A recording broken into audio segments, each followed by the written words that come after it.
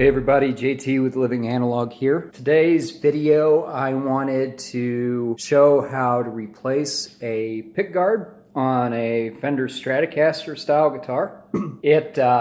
Changing a pickguard is usually pretty simple, but with a Fender Strat, like all of the pickups and all the wiring and everything is mounted to the pickguard. So it's a little more complicated, but not too bad. So on my Fender American Strat, I'm going to be putting this. This is from a company called Deco Boom. They make some very cool pickguards in a lot of different styles. And this one I fell in love with. I think it's so cool.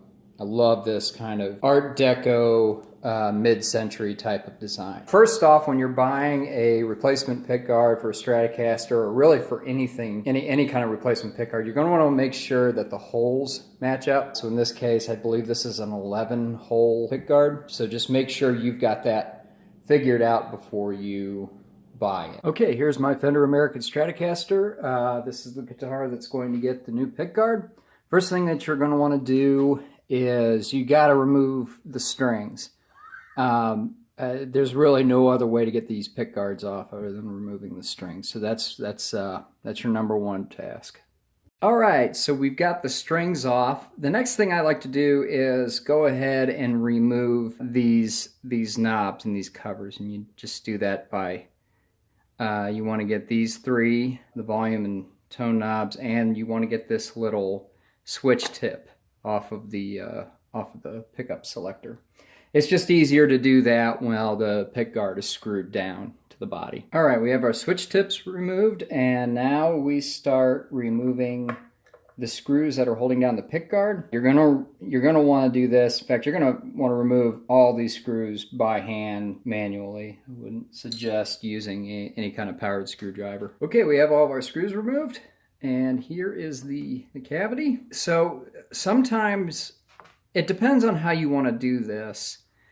You can remove the ground that's grounded to the body and remove the wires via soldering iron, of course, from their connections to the input jack. In this case, I'm just going to leave all that connected and unscrew everything. So basically what I'm going to end up doing here is taking these two screws out for the switch, taking these screws out for the pickups, and then undoing these knobs. Now everything is going to float away and set down into the body, and then we're going to bring the new pickguard in here. All right, here's what we look like with everything removed from the pickguard. Like I said, it's all just kind of floating there. This is a good opportunity to put your new pickguard on and kind of take a look to make sure that your screws, your mounting screws are all lined up and you're all ready to go. All right, so the next thing I'm going to do is, well, the first thing I'm going to mount is all of the pickups. And when you go to do that, make sure you put in the screw and then any spacer that goes between the pickguard and the pickup. Also, make sure right now, I mean, I guess you don't absolutely have to, but I always like to remove any kind of plastic film that is protecting it from manufacture. I like to take that off right now because I hate picking off those little bits of plastic. Okay, we have the pickups in there loosely. I haven't tightened them down all the way. And now I'm going to put the screws in on the switch.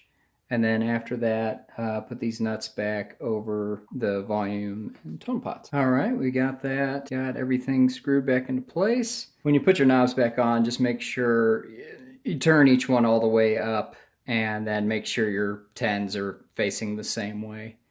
Kind of silly, I know, but it's kind of a pain in the butt to have to go back and fix that. And there we have it, completely installed. Looks pretty awesome.